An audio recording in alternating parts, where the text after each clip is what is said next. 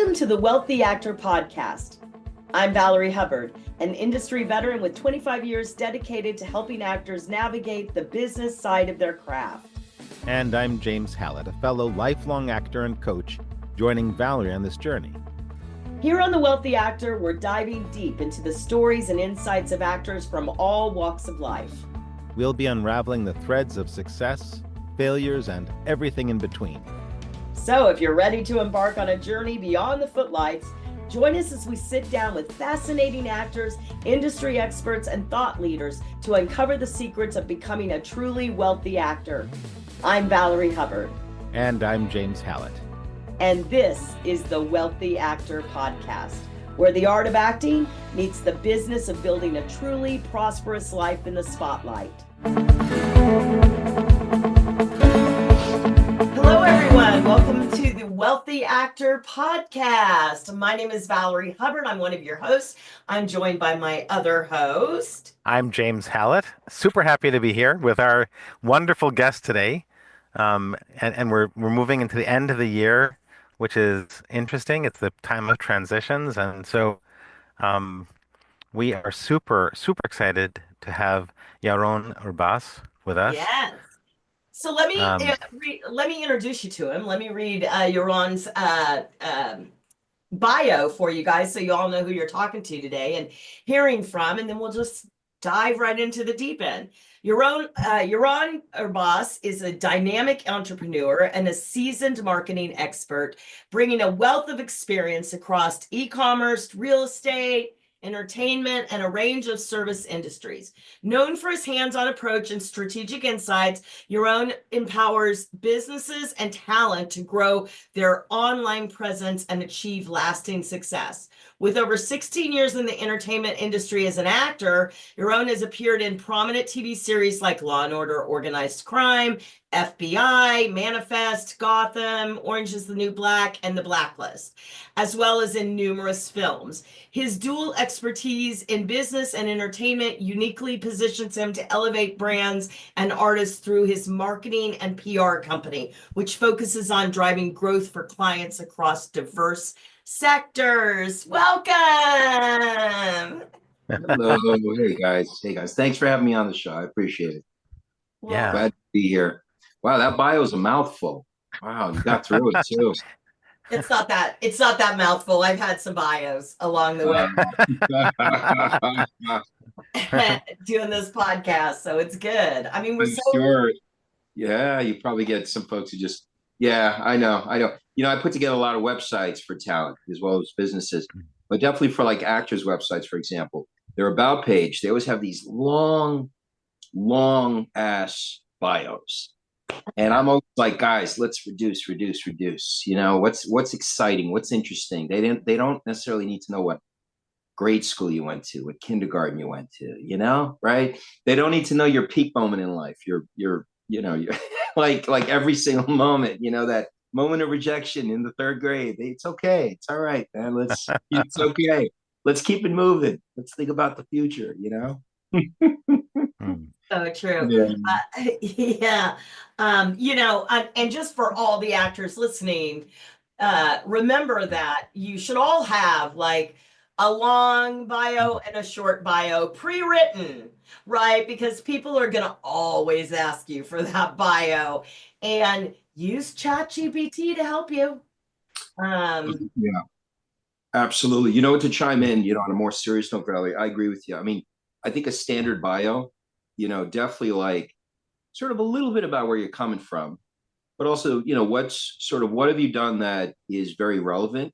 Like if you're an actor and you're a comedic actor and maybe you want to focus on that or people to see you in that way, talk about the credits that relate to that, right? Or whatever the case is, drama or theater work or whatever, you know, bring and get those brands out there, right? If you've been on projects with brands that are really, you know, they're austere, you know, they're prominent, then mention them. Makes you look, lifts you up a bit, right? And then, you know, I think a lot of people forget like what's happening now. Like the bio, you know, I tell my actors update the bio from time to time, especially the what's happening now. What's, you know, what are you in now? What's in the future? You know, what's in the next year or two? So I think those are important ideas as far as the bio you write. What do you think, Valerie? Does that feel right? I mean, I feel like that is absolutely true. I would love to ask you a question. What do Sure. you, so, uh, we've been talking a lot about how the business is changing at such a rapid rate and it's hard for a lot of people to come.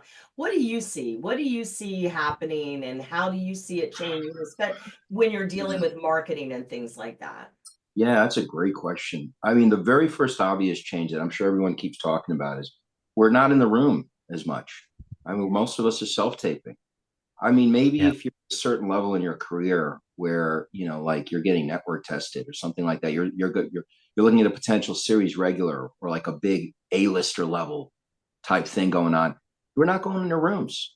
I mean, I'm actually even amazed at, I can talk to some folks that go in for guest stars, and I'm amazed that they're having you self tape, and then maybe the callback or even the callback might be on a self tape, especially if they're familiar with your work. So that's a massive change right there. And that post COVID, that changed everything. And I think that, I think there's many things that drive that, but obviously, the industry is, it's a business, right? So it's cost effective to, have people self record and self tape at home. The one thing I do not like about it, and I know we all go back and forth, I'm afraid to ask casting directors if they're watching it. There's a few casting directors I'm a little bit closer with. We have a little more of a connection, but I still want to be respectful. And, from talking to fellow actors, peers, everyone that I can think of in the industry, there's no way they're watching all these things. And I hate that. You know what? I so agree with you on. I am, as an acting coach.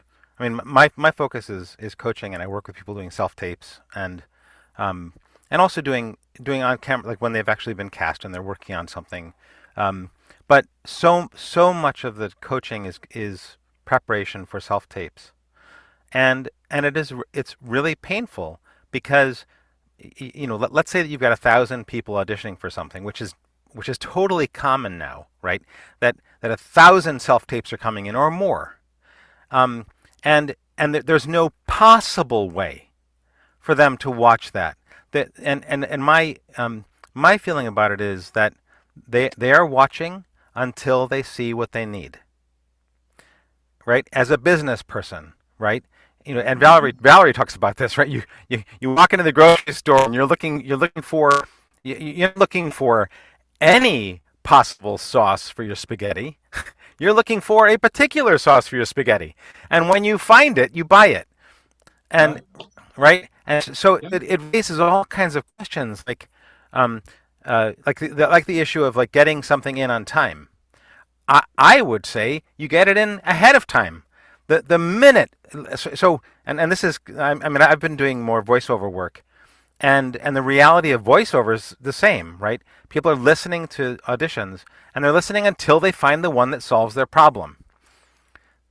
So the minute you get an audition, send it in. And I, I cheated because I haven't met you before, like you and I haven't spoken, right? And so I watched an interview with you and I learned a lot about you, from another interview on YouTube because I wanted to know who you are. And you in the other interview, and I'd love to hear your thoughts on this now, in in in relationship to what Valerie brought up around what has changed. You were a non-union actor, Started as non-union, and absolutely. and you were working a lot. Like there was a lot happening. Oh yeah, absolutely. Yeah. So how do you see where you are now as a union actor Oh, right, like given this huge change and the changes in the industry, yeah. like how do you see this in relationship to being union or non-union? Yeah.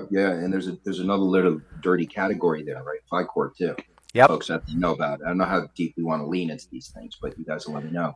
But I Actually, mean, so I'm going to give you freedom to talk about all this stuff because yeah, I mean, because I think, yeah, please. Yeah, you were saying, James. Yeah, no, yeah, like really, like go for it. Like yeah, how do you see it? FICOR, union, non-union. yeah. I mean, look, I have a lot of respect for the union, and as a capitalist, as a businessman, as an entrepreneur, I think I like to understand. I think I like to think that I understand why we need unions. and what it's done in a bigger picture in making sure that labor gets paid properly, and especially in our industry where we're used to being exploited because we're artists, we're creators, right? If not all of us have that business side, and we want to take care of those folks. And even me, I mean, I'm a creator, I'm an entrepreneur, and even I, you know, definitely when I was non-union, I mean, and you have to, it's a rite of passage. You work for free, you work on student films, you do commercials for almost zero, right? And some of these commercials lead to millions of dollars of revenue, and you're just getting paid that one time. Now, with that said, I definitely worked a lot more as a non-union than I did as a union, for sure. I always like to say it's like I really played a lot of I was involved in a lot of athletics growing up, and I was really into baseball. And I had aspirations of going to the major leagues, which was never going to happen. But it wasn't going to happen. I was good. I was good for me, but I definitely was not major league material. But then I said, it'd be great if I could play in the minors. If I could have a career where I get a salary to do something I love and live out that dream, that would have been awesome.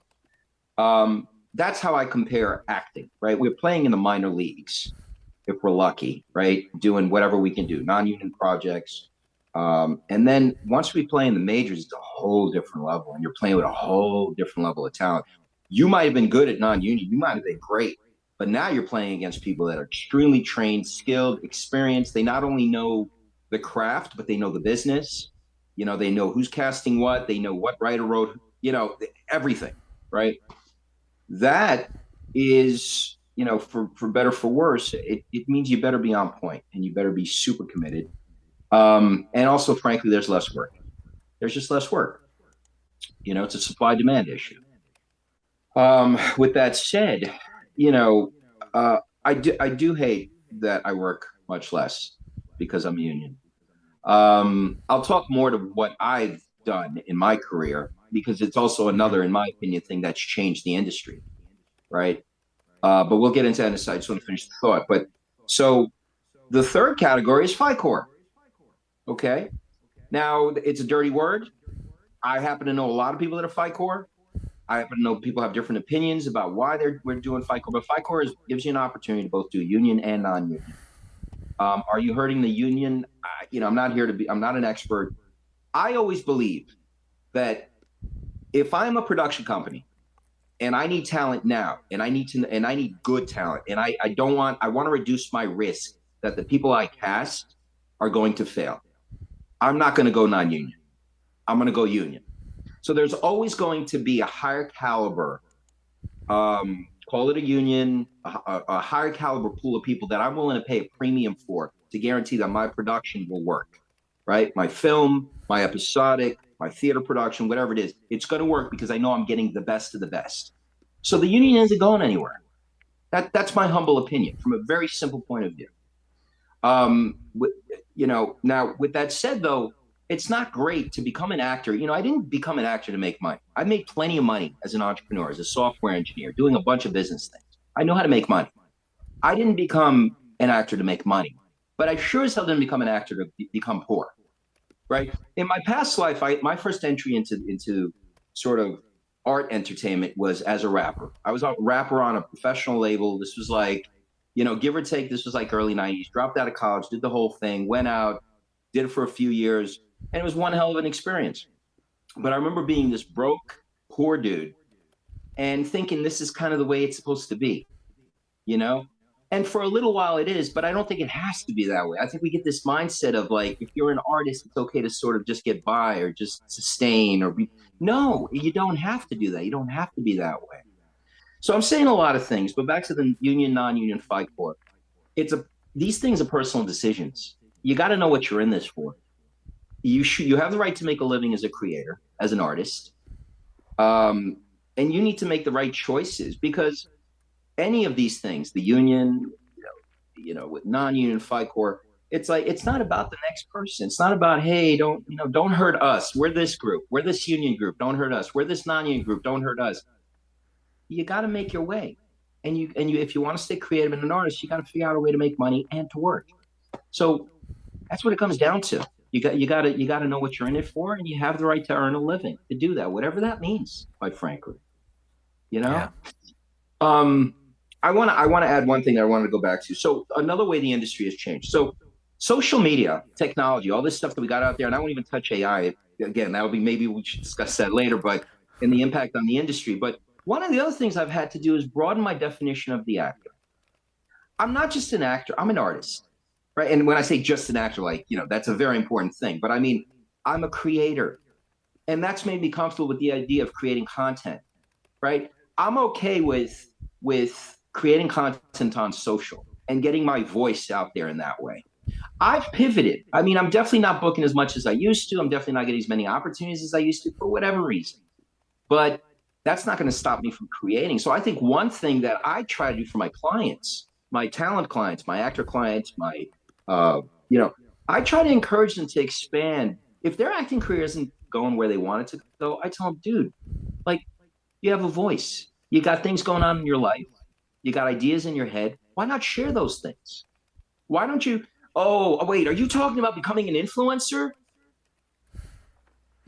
Lose the label, lose the word if you're uncomfortable. I don't know why. For some people, that's a dirty word. I have no idea why. Maybe don't worry about whether you're influencing people. Rather, put it out there, build it, and maybe they'll come. So I think one thing I encourage people to do, and yes, I'm going to say at a certain age bracket, people are more averse to doing that. Younger people naturally are inclined. Influencers, now let's talk about stars, Hollywood stars. We don't have any anymore, right? A lot of people say maybe Tom Cruise is like one of the, the Will Smiths of the world, just the big, right? Yeah, The big, my wife and I were watching a movie with Julia Roberts, yes, and we both looked at her and we were like, she's a Hollywood star, and right, and it has good and bad, right? It's not purely a good thing. It means that there are some things that she's not right for, and yeah, right, yeah, this is that challenge of like of yeah, of, of identity, right? yeah, That we have yeah. to we have we have to take a stance. Who am I, right? That's right. That's right. And I think, there was a time, you want to talk about industry changes. There was a time where, so like Angelina Jolie, right? Sort of coming back, right? I love her, right? Meryl Streep is never left, right? Now, I think that when we think of those A-list people, there's so many young people, right? Let's say Gen Z, definitely.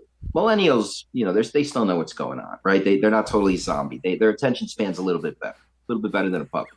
So, you know, I think that there's more influencers out there that are probably more well known by Gen Z than Hollywood stars. Like they may know through their parents, the main people, right? Like you already say Jack Nicholson to some people, younger generation, Gen Z, some of them don't know who Jack Nicholson is.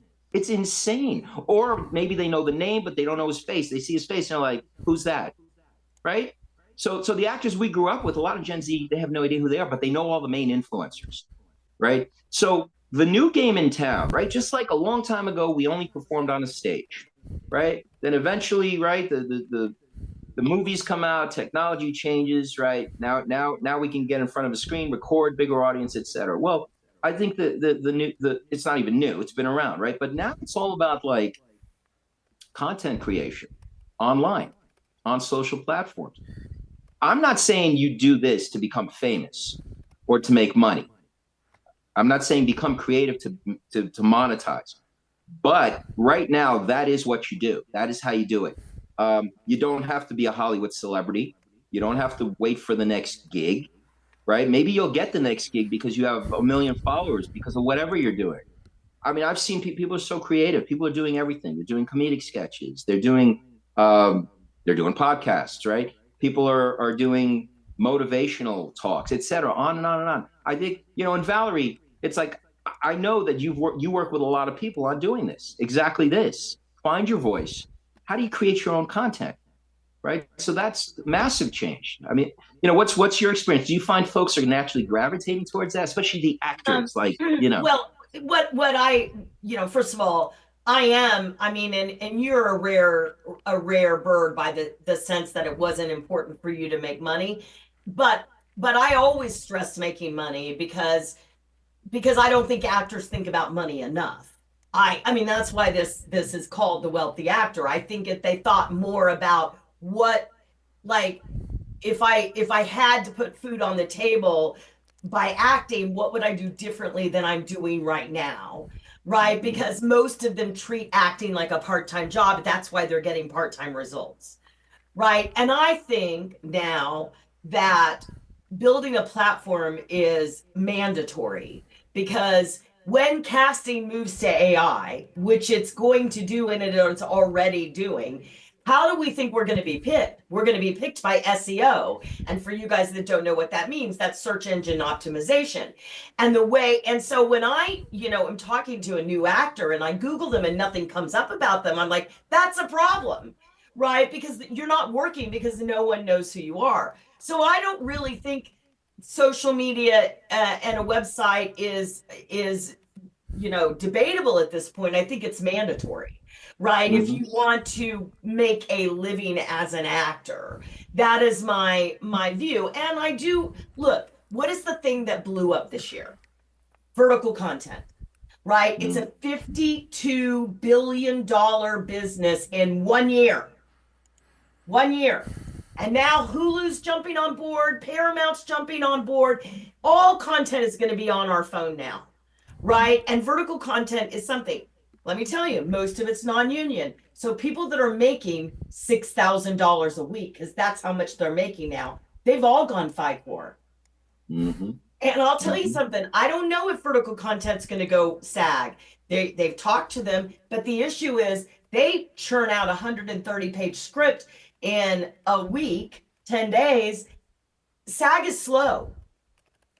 And they don't want to wait around for the heavy machinery and slow down of the union. That's a problem, right? And so I think, I think if your mentality is to put food on the table by your acting career, I think that FICOR without the unions, a casting director said to me the other day, he said, our union should be run by an entertainment attorney, not an actor. And I was like, yeah, right. And so if really good point.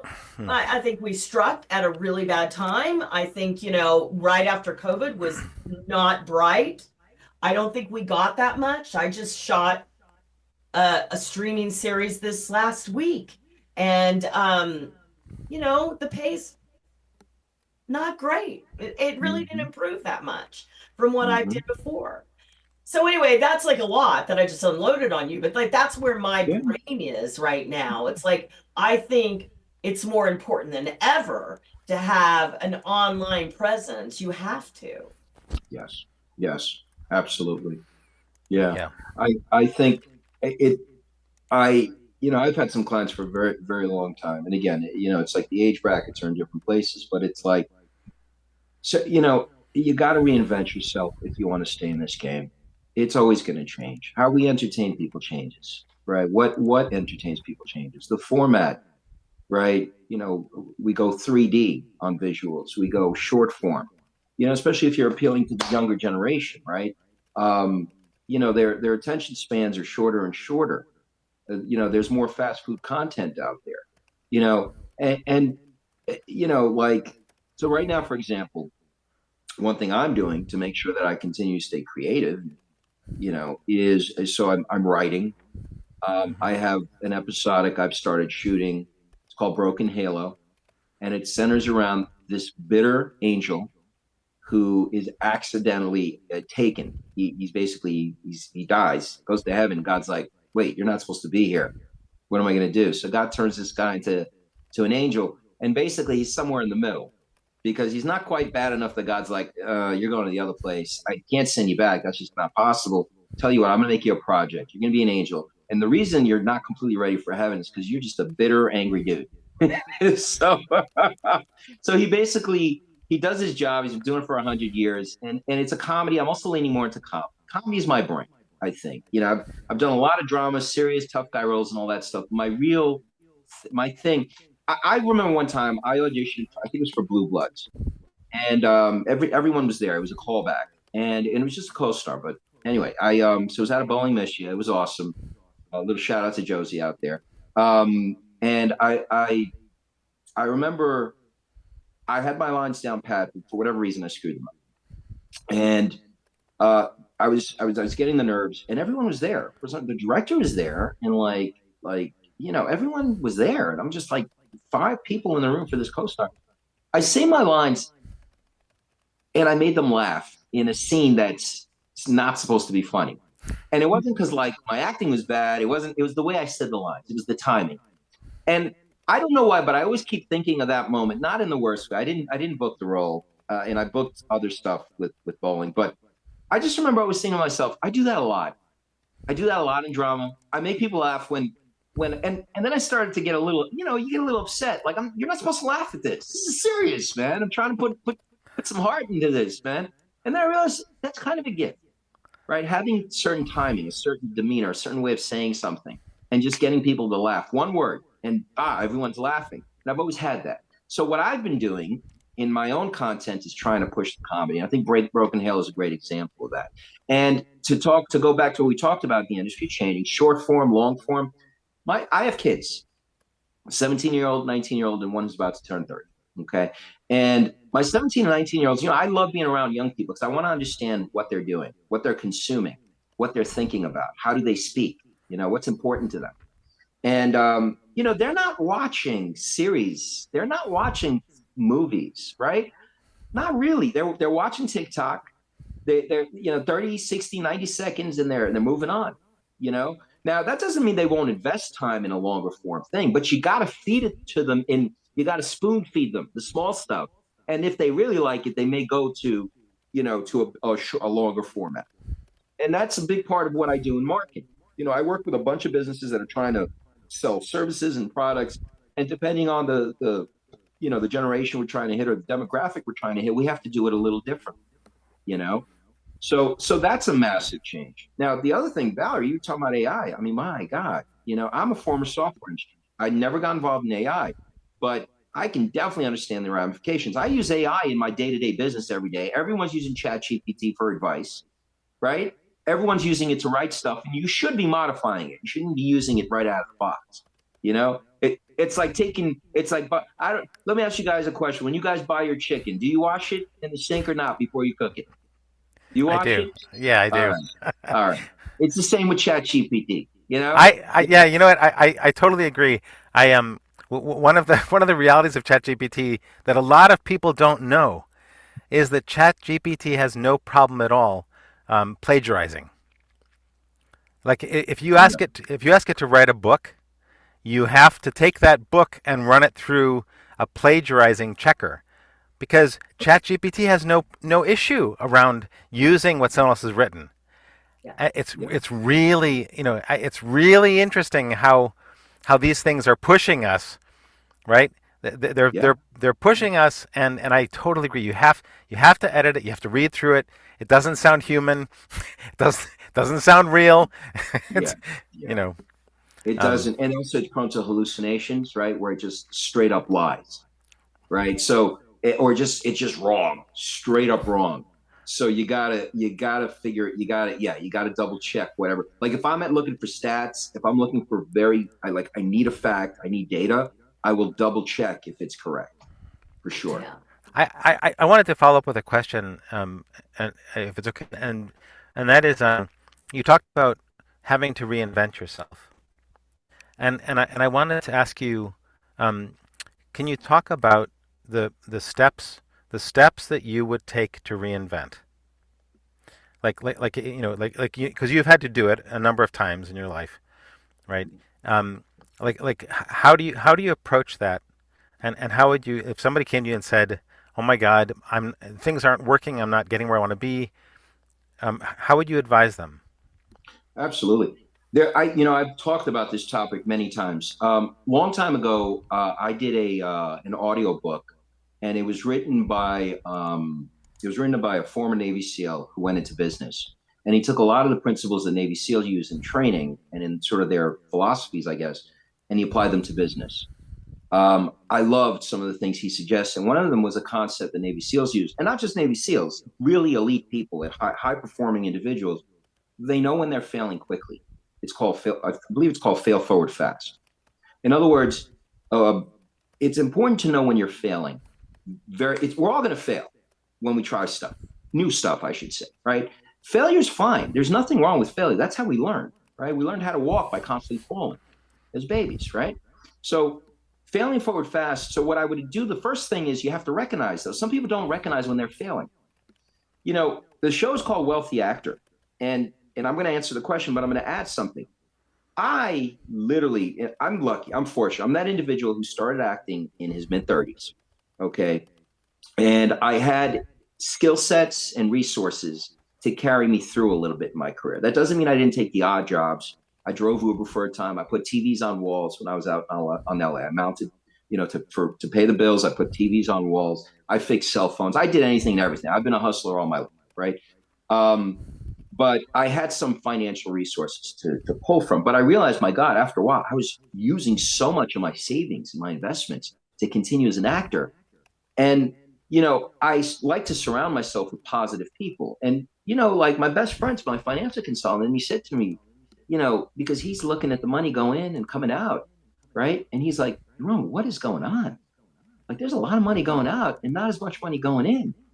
But that's about as far as he was always giving me good advice, but he realized, I don't really want to hear that. I'm paying to go to LA so I can shoot something. I'm paying to go to wherever they're willing to shoot me, right? They want me as an actor, but I have to pay my own way to get there. I was jumping at those opportunities. I was investing. I wasn't just the guy who says, I really believe in myself. You pay for me. I said, I believe in myself. I will pay for me to do what I need to do in this industry. So I want to say this in the politest way, but there's so many actors that are so cheap with themselves. It's painful. I look, and I've done it too. Cheap headshots, right? Hey, mom, can you take a picture of me? I'm going to put this out there. And the pros are going to pay me $1,000 a day because they're going to think I really believe in myself. Not really. We're all smart people. You're not fooling anyone, right? Yeah. Hey, I'm going to have a crappy reel, or hey, I'm not going to buy the right clothes for this commercial thing because I don't care. If you don't look like you care, people won't care about you. If you look, and I want to be very clear about this. The better you look, the better you feel, the more you spend on yourself, the more likely someone else is going to spend on you.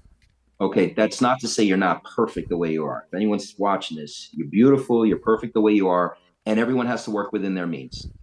I've been poor, I've been better. Okay, being an entrepreneur, it's an up and down game. It's never every year of revenue is not guaranteed.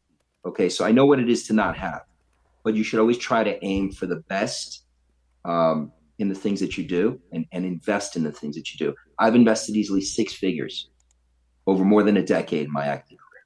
And after a while, back to my main point, I had to realize this is not working.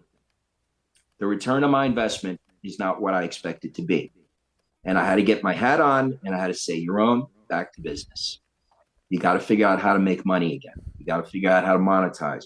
I kept telling myself, if I commit to a job, going back to work, being a consultant, focusing on a business is going to pull me away from acting. And I know lots of actors that have that mindset. And I do get it. And you're right. It will require you to balance a little bit.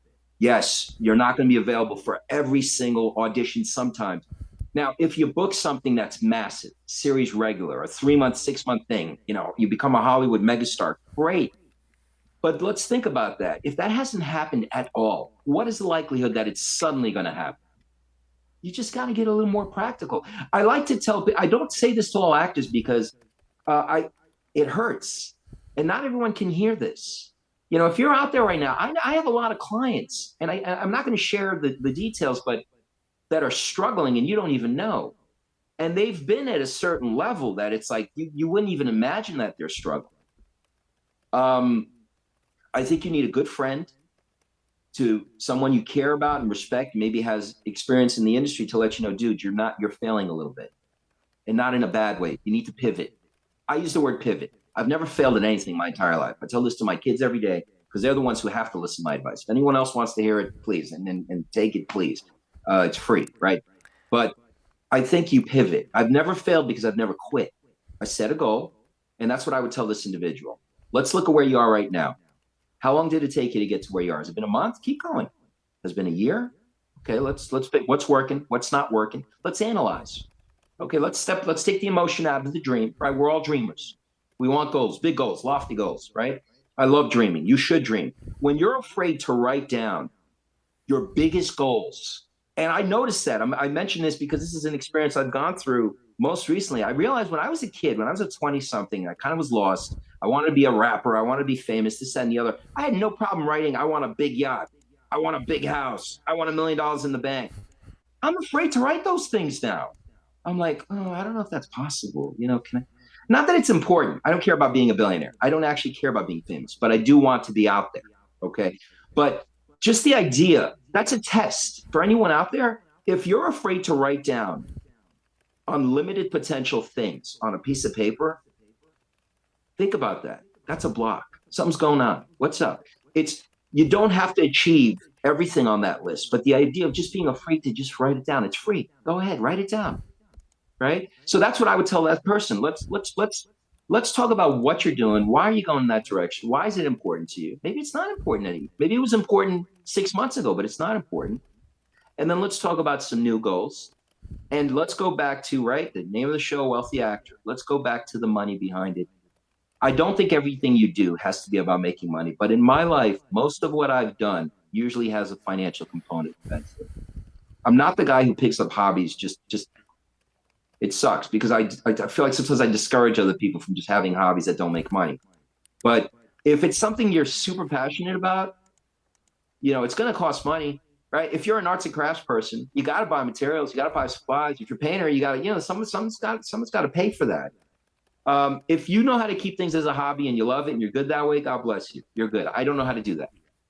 So we got to start figuring out how do we monetize this. And back to the very beginning, there's a million ways now online to share what you do with lots of like-minded people who are willing to pay to watch what you do, whatever it is, or listen to your advice or your suggestions. So that's, I hope I answered the question. Yeah, you did. And I want to say one thing that really stuck out to me is that it's that self-reflection that I think, because actors live primarily in their right brain because they're creatives, what I'm doing in my company is teaching them how to creatively use their left brain to build a business that's going to deliver for them, right? And so I think that part of that left brain activity, which people that are more centered in both sides of their brain have, that a lot of actors don't have, is that ability to step out of themselves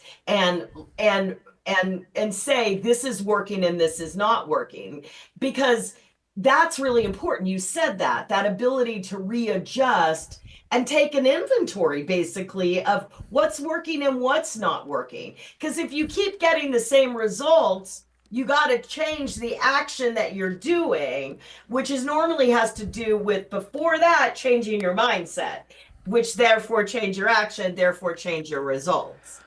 And I find that's where a lot, I had an attorney the other day sort of attack me on a Zoom I was on, and she said, she basically was accusing me of being too sensitive and I should get over it and get on with it. And I'm like, okay, you clearly don't know very many actors.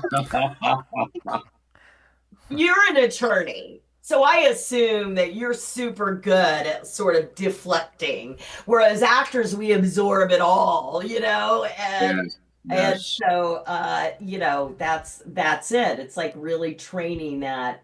And you're one of the rare clients that I had over the years and people that I've met over the years that have a good even distribution on both sides of your brain, which is great. That's why I was like so excited to have you as a guest, because I'm like, oh yeah, he gets the other, like, when I was coaching you, you were like easy. You were like, oh yeah, I get that. Like, No, totally. It's, when I got into the union, right, I got to play with a higher performing person, but they're just at a different level and they think differently. And Valerie, to your point, like a lot of them were, I mean, they got it. I mean, I learned so much from them because they definitely were business focused. The guys that are booking series regulars regularly, that are, the name talent, they're not just really good actors. They know what's up. They know the business. They know it very well. And again, just the demonstration of like knowing who's doing what before anyone else does. They stay on top of things. They get the inside. They get the scoop. They they know, okay, this agent represents that writer. Okay, I know that writer's just got a, greenlit for a project. He's already written this, that, and the other. I know he's looking for these types of characters. I'm like, whoa, what? I'm I'm just working on my sides right now. It's like amazing.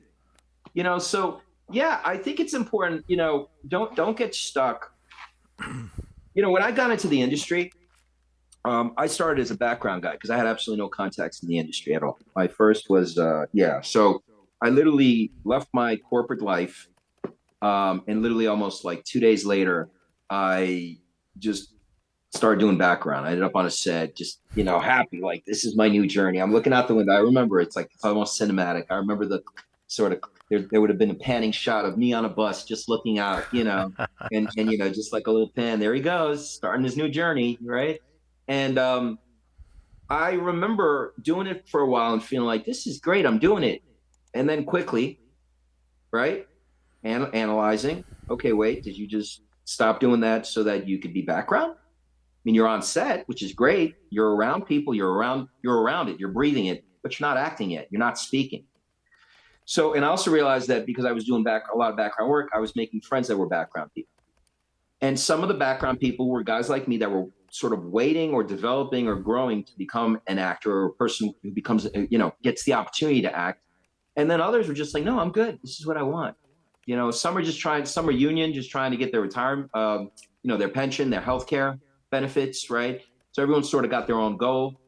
But I realized as much as I met a lot of beautiful people that wanted to do background work, I needed to move on and not sort of get stuck in that circle and go to other people who were looking to go to the next thing, right? And so I stopped doing it after about 2 years. I did it pretty consistently, and I started, and one thing led to the other, student films, this, that, and the other, and then eventually a docudrama that, a lot of people, like docudramas helped me develop a career. So I love docudramas, right?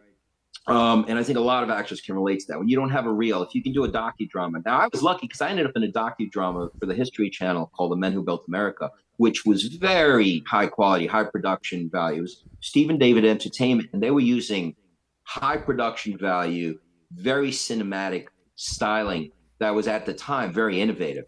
And I was just fortunate enough to literally get the call on that.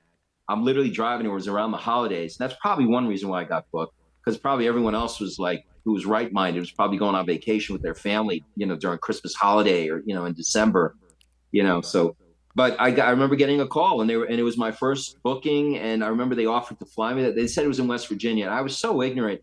He's like, yeah, this is, the shoot's going to be in West Virginia. And I'm thinking to myself, first of all, I thought it was a joke when he called. I thought it was one of my friends. He's like, Yaron, I'm like, come on, that's not nice, guys, but it was a real producer. He called me and said, look, we're interested in having you in this thing you auditioned for, The Men Who Built America. And he's like, it's out in West Virginia. I'm like, okay, so I got to get a plane ticket. Okay. And I guess I got to get a room. He's like, no, we're going to take care of that. I was like, what? You guys are going to, okay, so you're going to fly me out? Yeah, we're going to, okay, do you need my card? The guy was like, no, we're going to pay for all that. We're going to pay for you to go there. So this was my first time opening my mouth. Anyway, that was a nice memory. But yeah, I think you got to hang out with the right people. Everybody's good. Everybody's beautiful. But I'm talking about if you want to get better at something, you got to be with the people that are doing better. And the people that are doing better tend to be making money at what they're doing as well. And you need to get that going in your head. It's not evil. It's not bad. It's okay to be an artist and make money. I hate when people are like, but I'm an artist, I don't want to sell out. Oh, God, I hate that too. Yeah. God, I hate it. If I could get rid of anything, I'd get rid of poor, starving artists. Like, that's even on one of my business cards. No more poor, starving artists. I mean, yeah, because then what do you bring into the room with you? Poor, starving artists. No one wants to hire that. No. They want to hire a pro. The pro doesn't have that thing. That's right. That's right. And pivot and look for other opportunities now. If you're used to being an actor, have a new title.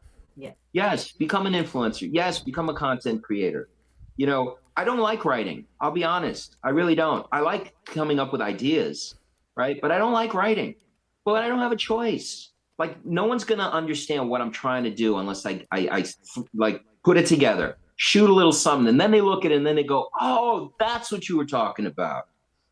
We're all waiting for that role, for that writer who just knows our voice, and for us to literally be the perfect match for that character that's going to elevate our career. Guess what? It's going to happen to like a 0.00005% of us. You have a better chance of getting struck by lightning, which isn't so pleasant, or, you know, maybe winning the lottery.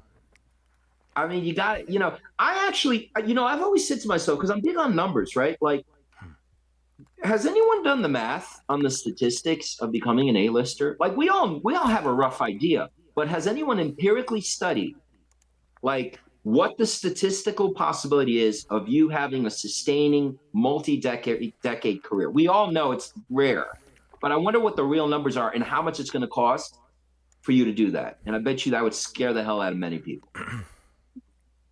Well, I also think, though, that that's a hard thing to judge, because I think that in order to change that statistic, which I think is possible, right? Or I wouldn't be doing this.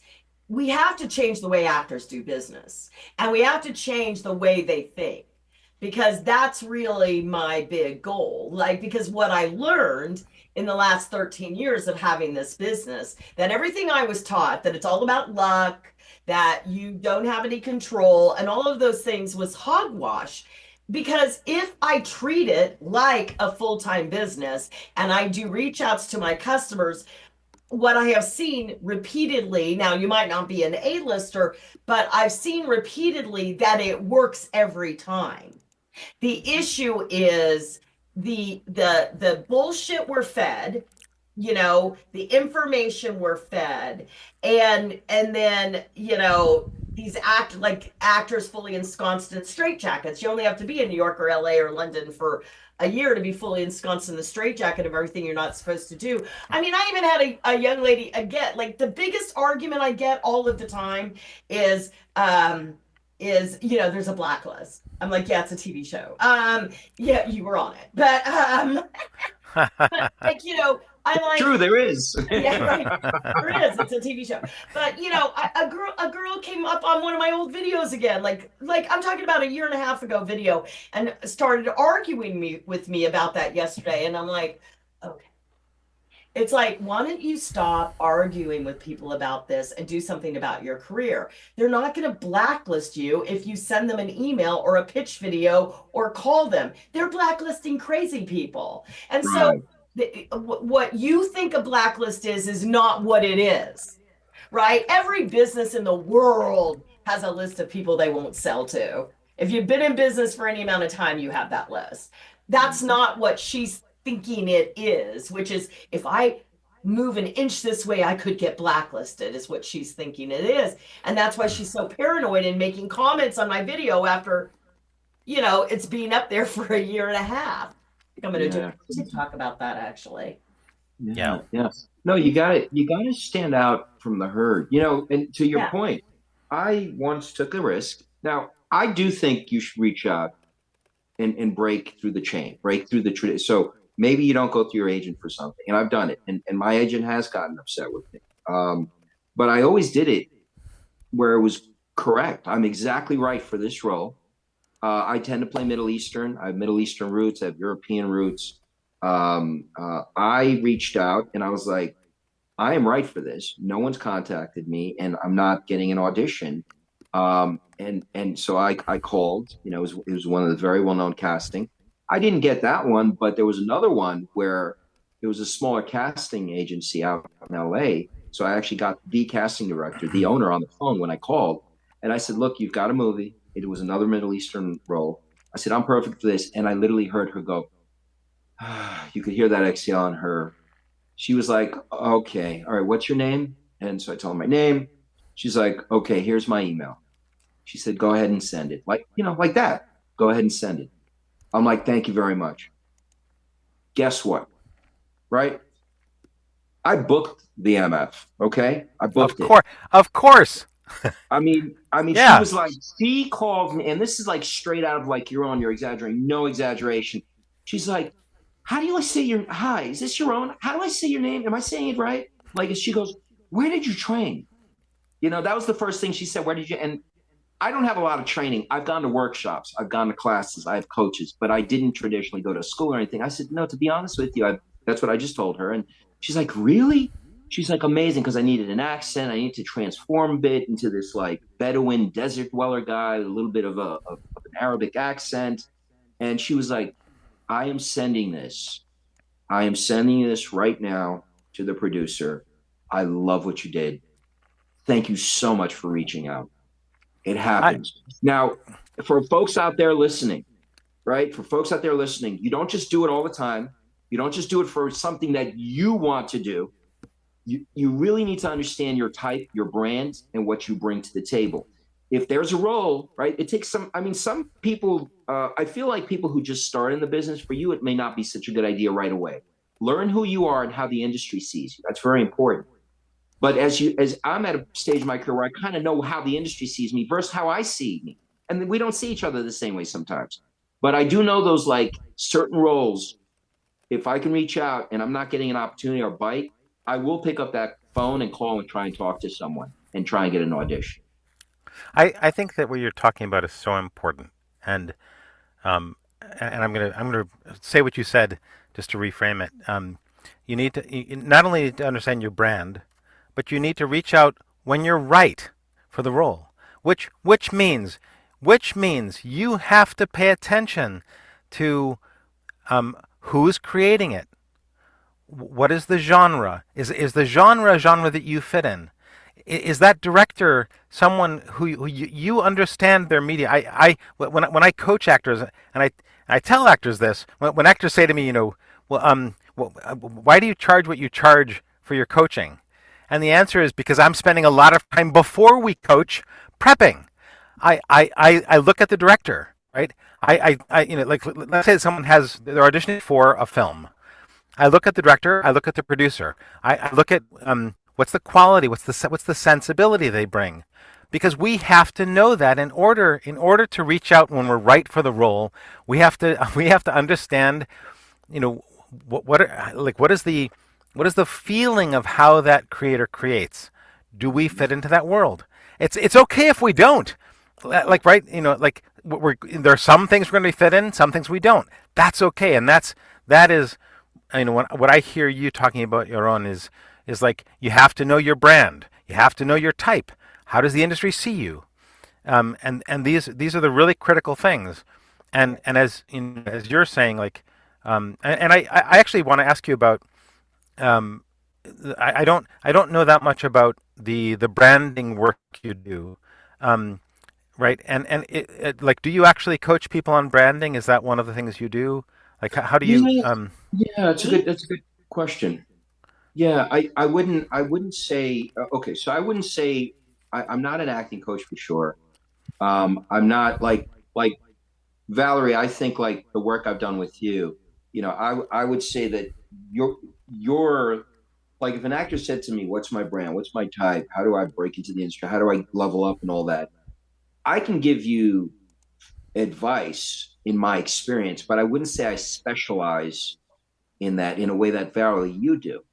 You give really good advice and good suggestions on how to move an actor forward and their brand. And yes, I do it intuitively, but that's not really the business I'm in, right? What I focus on is more yeah, we could talk about your brand, right? Like I have people that come to me from like Valerie, right? Like the folks like you, what you do, they may come to me and say, look, I'm working with this, and there's a lot of folks out there, and it's like they may come to me from someone who's looking at them and the actor in their position in the industry, but then they need marketing material to present that brand. So you're going to come to me for the marketing material. You're going to come to me for the website, and I'm going to make sure that my website is on brand. Your actor website is on brand for what the advice that you've gotten, right, from someone who specializes in that, who stays knowledgeable and current with what's going on in the industry and what our clients, right, our casting directors, our producers, our writer friends, directors, what they're looking for. And then I'll talk to you about how do I message that into social media for you. And then every now and then I become evangelical, where I'm like, dude, I love you. I've known you for a while. Dude could be a man, woman, doesn't matter, right? And I'm like, listen, I think that you have an interesting story. You jump out of planes. You take really good care of yourself. I have one client, middle-aged woman, and I'm like, your hair's great, your skin's great, you look super young, you're always doing fitness stuff. You're pretty much my age, but you look great. You look like 5, 10 years younger. The industry is a little bit harder on women. I'm sure there's a lot of middle-aged women out there that are in the industry that could use your advice. What do you do? Right? Do your hair care stuff. Talk about product you use. Do your skincare stuff. Talk about your Reiki that you do. Talk about your fitness stuff that you do. Talk about yoga and how it's made you better. Talk about your martial arts, your taekwondo. Record it. I'm evangelical. I'm like, did you ever consider becoming an influencer? Right? Did you ever do it? Because your acting career is doing so-so, but you may actually be able to become what you want to become and put your voice out in the world by pivoting and seeing a new you doing something, So you asked me about the branding. It's pretty much, I like to think more. We'll talk a bit about their brand, who they are, what other people have told them they are, my opinion on the matter. But ultimately, I like when they work with other people and then come to me and say, can you, or some of the organizations I work with will usually refer me as well. Hey, Yaron, can you build them a website? They really need that. Hey, their social presence is a complete mess. Can you fix it? Here's what I have in mind. Here's how I see them. Here's why I think the industry sees them. That's how I would work with people. Yeah. Absolutely. I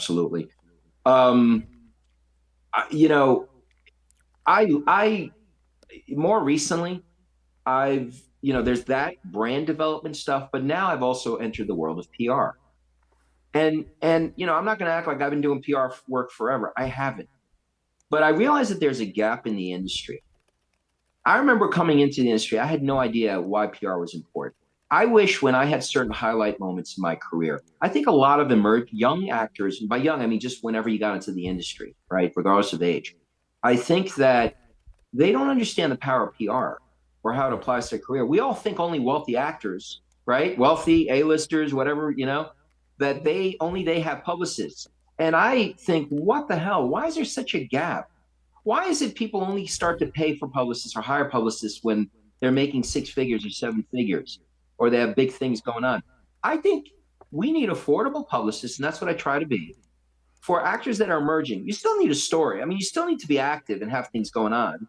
But I'm a good storyteller. That's another thing I realized about myself, right? We talked about analyzing what you do and what's working and what's not. And some of that is me realizing I'm really good at comedy in my mind, okay? And so I've shifted to creating content that's comedic. I've realized that I've been in the entertainment industry so long, and I've always been in marketing PR, but maybe I wasn't using that as much. I wasn't letting people see me as a marketing and PR person because I wanted them to only see me as an actor. So I realized, no, I had to start talking about that. You're an actor, great. I can help you with your marketing, your PR. Now, my bread and butter is actually businesses, okay, that are not related to the industry at all. Some of them are production companies. They just tend to have money, and it's easier for them to justify the expense of working with me because they know they're going to generate revenue and make profit. Whereas for talent, it's a little bit harder. You're going to work with me. And yes, I do believe, I don't want someone who literally I don't think is going to get anywhere because they're not putting in the commitment, the time. But if you're someone who's putting in the commitment, the time, we work together, we'll get you to the next step slowly, right? So as a part of that, I think more actors starting out in the industry need to understand what publicists do and how they get the story out. And I'm a great storyteller. And I realized it's not just about access. Can I get you in variety? Can I get you in the right platforms? Maybe, maybe not, right? I mean, it takes time to develop these contacts, but I'm actually amazed. I have access to a lot of stuff. I've been doing PR for a few years as a part of my marketing. I've been doing it for businesses for some time. For talent, I've just sort of started developing things in that area. And I've realized, though, even if you only have a few $100 a month, get a publicist to do some work for you. I booked Orange is the New Black, The Blacklist. We talked about FBI. Man, I should have been putting out PR releases. I mean, the production is more focused on the production. They're not going to, especially if you're a co-star, they're not necessarily going to be publicizing you. They're publicizing the project. Maybe the series regulars are getting attention. Maybe there's a budget from the production for the series regulars to get noticed and get write-ups in different outlets. But I think not, the gap that I'm trying to fill right now is affordable publicist work for actors. Oh, we need that. I Yeah, love We it. need Yeah. that. We need Yeah. that. We definitely need that because, we do. what happens is like I have a client that's got a recurring on a show that was nominated for an Emmy and she went to the Emmys. But, hiring most of the publicists out there is a minimum of $5,000 a month. And That's I right. get a lot of people that get to that point where, like, yes, I'm a recurring co-star on a TV show, but it just got nominated for an Emmy, and I'd like to be able to, capitalize on that for myself, or, someone that does have like a nice, top of show guest star or some, like I would love personally to have an ability to send people to someone that understands that and can go, oh, okay, right, let's do, or doesn't have to make a 3 month commitment, or Yeah, they're just trying to get a little publicity. I think that's really smart. So I think it's a good absolutely. idea. Campaign specific, event specific pricing. Like, hey, I just need this for right now. I had one person that had contact me. She's a producer, and it was nominated for the Oscars short film.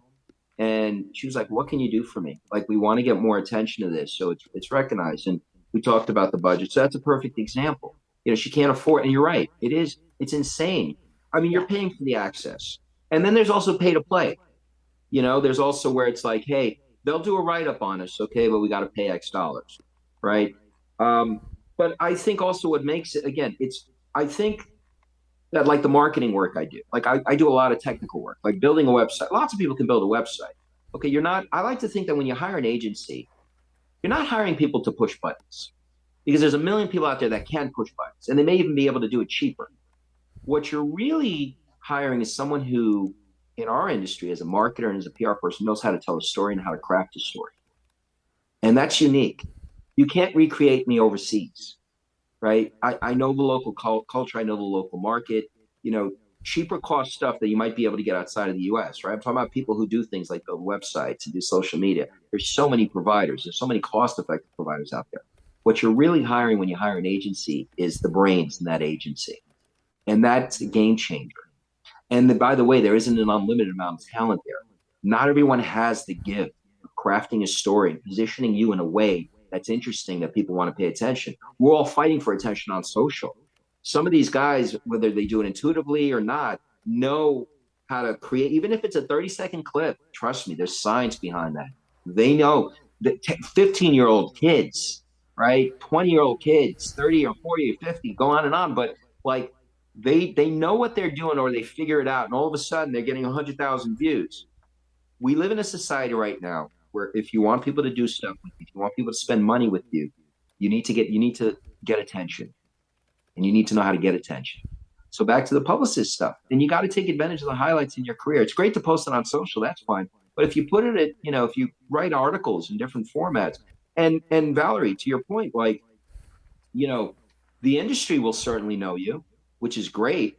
But let's go back to social, right? If I read a release and I'm like, this actor is so cool, this actor's story is so cool. This was an immigrant actor, who came to the country struggling with mom and dad or something, or this is an actor that has a disability and I didn't even know this, or this actor has a very unique story and rose and overcame it. I may not even be an actor, but I totally like your story. That I go to social and I go ahead and click that follow button, and all of a sudden you got another follower. And here's what you did: you just bypassed, right? You just bypassed your clients, right? Because if you're that person who's creating content, now you own your audience, and now you can monetize that audience. Yeah. So, right there you go. So it's like, and that's what we've all been doing. And I love my clients. I love my casting people. We need them. They're not going anywhere, right? I love the people in the industry that are there intentionally to create filters to make sure only the good stuff gets out there. Okay. But now you do have other ways to get in front of people and to create your audience and make some money. Absolutely. Yeah. Awesome. Yeah. Awesome. James, do you have any last questions that you wanted to ask? You've been, we've been like blah blah blah blah. Yeah, So, yeah, yeah. No, this is good, man. I'm I, enjoying this. I've enjoyed it. Yeah, yeah.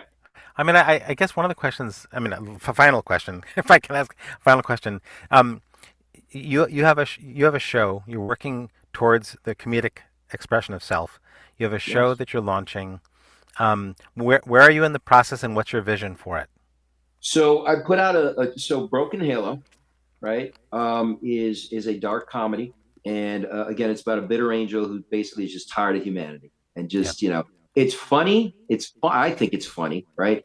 But at the same time, it's very expressive and it covers all sorts of ground, political, cultural, right? It's he says stuff, right? His name's Joel, and Joel says stuff, and it matters, but he puts it in a very dry comedic form. With that said, we already shot the first episode, it's the pilot episode. It's a short form. Congratulations. Thank you, and we released the trailer. Okay, now we're in editing. We're wrapping up the first episode's gonna be put out there. We're writing more episodes, and these episodes are just 10 minutes long, and we're gonna chop them up. We're gonna put it like on YouTube for the whole episode, but then the chopped up pieces are gonna go on TikTok. They're gonna go on Facebook, just little sound bites, and I'm happy about it. And I'm just gonna keep writing, and hopefully somebody cares about it. I do, so it'll be great, and I That's get to great. keep creating, even with all my business stuff. Sometimes it's like, man, you haven't created something in a minute. It's my soul is hungry, and this is how I feed it. Yeah, What's the best way for people to get in touch with you? absolutely. So first of all, join me on Insta, join me on Facebook, join me on TikTok. It's just my name, very simple. YARONURBAS. Just look me up on there. You'll find me. You'll see me with like a cap. That's me. And as far as my company, my digital marketing company is yummymediaagency.com. So that's yummy with two M's. Okay, yummymediaagency.com. awesome. All right. Wow. Well, this was great because we don't always have people that are business minded. We've had some great guests this year. Thank you Yeah. for being our last guest of the year. It's been great to have you, and it's been a fun year. And don't worry, everyone, we'll be back next year. With our second season of The Wealthy Actor. We'll definitely be back. But wow, thank you for being here. We so Thank you. appreciate it. Thank Great you. Thank you, information. Yaron. Really great point of view. Love it. Yeah. So we'll talk to you soon. Thank you for having me, guys. I love what you're doing, guys. This is Oh, All great. right. thanks for being Thanks, with us. everyone. Have a good day. You can find us Bye-bye, on everybody. Spotify, Apple, and every place you can find podcasts. We'll see y'all soon. Bye, everyone. Take it easy. Have a good one. Bye. Bye-bye.